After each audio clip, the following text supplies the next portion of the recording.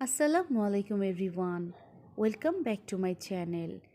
চলে এসেছি সতেজ পাতা থেকে। আজকে শেয়ার করব জলপাইয়ের আচার রেসিপি। সারা বছর সংরক্ষণ করা যায় আচারটি। আজকে আমি শেয়ার করছি টক ঝাল মিষ্টি জলপাইয়ের আচার।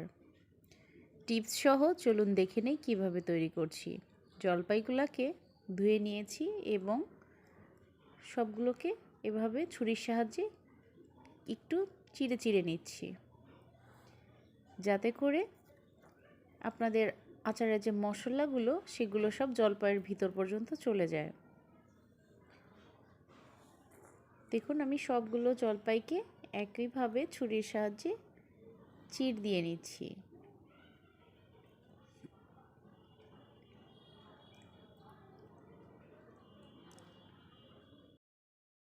এরপরে আমি এটাকে একটি কড়াই নিয়ে নিলাম, দিলাম 1 কাপ তেল, দিলাম 6-7টা শুকনো মরিচ, দিয়ে দিলাম রসুন। এবার রসুন আর শুকনো মরিচটাকে একটু ভেজে নেব। তেলটা গরম হওয়া পর্যন্ত আমাকে অপেক্ষা করতে হবে। এর মধ্যে দিয়ে দিলাম রসুন বাটা 1 চামচ, আদা বাটা 1 চামচ, দিয়ে দিলাম সরিষা বাটা 2.5 চামচ, দিয়ে দিলাম হলুদ 1 চামচ, মরিচের গুঁড়া 1 চামচ। এখানে মরিচের গুঁড়া দিলে কালারটা সুন্দর হয়। লবণ স্বাদ মতো। আর আগের থেকে পরিষ্কার করে কেটে ধুয়ে রাখা জলপাইগুলো দিয়ে দিলাম সব। এবার দিয়ে খুব ভালোভাবে মিক্সড করে নিব। একটি টিপস আপনাদের সাথে শেয়ার করছি। জলপাইয়ের আচার কেন, যে কোনো আচারেই আপনারা 5 ফোড়নের যে একটা মশলা তৈরি করি ওটা কখনোই আগে দিবেন না, তাহলে আচারের ঘ্রাণটা অক্ষত থাকবে। আপনার এটা দিতে হবে মাঝ বরাবরে। এই পর্যায়ে আমি এটাকে নাড়াচাড়া করে নিয়েছি। এর মধ্যে এবার দিয়ে দিব জিরা গুঁড়া 1 চামচ, আর দিয়ে দিব এর মধ্যে গরম মশলা গুঁড়া 1 চামচ। এবার এটাকে আমি আবারও খুব ভালো করে মিক্সড করে নিব। আমি এক্ষেত্রে জালটা কিন্তু মিডিয়াম ফ্লেমে রেখেছি। এর মধ্যে দিয়ে দিব 1 কাপ চিনি। 1 কেজি জলপাইতে আমি 1 কাপ চিনি ব্যবহার করেছি এবং 1 কাপ তেল। তেলটা আমি পরে আরও হাফ কাপ অ্যাড করে নিব। এই পর্যায়ে আমি ঢাকনা দিয়ে ঢেকে দিব 3 থেকে 4 মিনিটের জন্য। দেখতে পাচ্ছেন আমি কিন্তু কোনো পানি ব্যবহার করি নাই। চিনি থেকে যে পানিটা ছেড়েছে সেটি আমি এখানে ব্যবহার করেছি। সম্পূর্ণ পানিটাকে আমাকে টানিয়ে নিতে হবে। আমি এই পর্যায়ে এসে দিয়ে দিব 1 চামচ 5 ফোড়ন, যাতে করে ঘ্রাণটা আপনার একদমই পারফেক্ট থাকবে।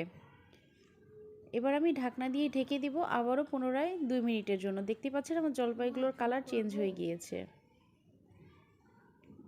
চলে আসছি 2 মিনিট পরে। দেখুন আমার জলপাইয়ের কালারগুলো একদমই চেঞ্জ হয়ে গিয়েছে। জলপাইগুলো সিদ্ধ হয়ে গিয়েছে।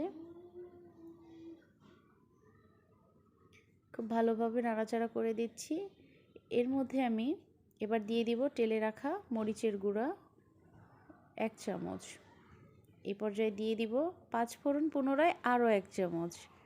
এই টিপসটা কিন্তু আপনারা অবশ্যই লক্ষ্য করবেন, তাহলে আপনাদের আচারটা খেতে কিন্তু খুবই সুস্বাদু হবে। আপনারা যদি আগেই 5 ফোড়নটা দিয়ে দেন তাহলে কিন্তু অনেক সময় তেতো হয়ে যাওয়ার সম্ভাবনা একটা থেকে যায়।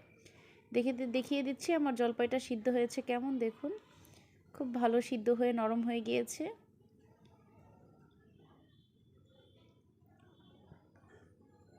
এখানে আমি নাড়াচাড়া করে সব মশলাগুলো বারবার মিক্সড করে দিব। আমার আচারটা কিন্তু প্রায় শেষের দিকে তৈরি হয়ে গিয়েছে। এই পর্যায়ে আমি লাস্টে একটু বিট লবণ অ্যাড করে দিলাম স্বাদটাকে একটু বাড়ানোর জন্য। আর দিয়ে দিচ্ছি সিরকা অথবা ভিনেগার। এটি আচারকে অনেক দিন সংরক্ষণ করতে সাহায্য করবে, কোনো প্রকার ফাঙ্গাস ছাড়াই। খুব ভালোভাবে সিরকাটা দেওয়ার পরে নাড়িয়ে নিব, সিরকার পানিটা টানিয়ে নিব।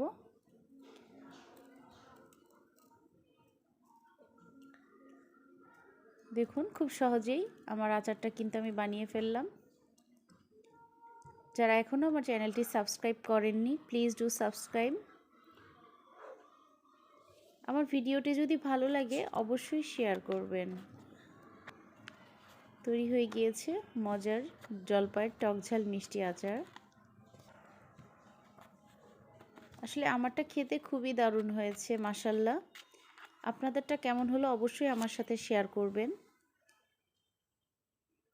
এটি সারা বছর সংরক্ষণ করতে পারবেন কোনো রকম রোদে দেওয়ার ঝামেলা ছাড়াই এই জলপাইয়ের টক মিষ্টি আচারটি। Thank you.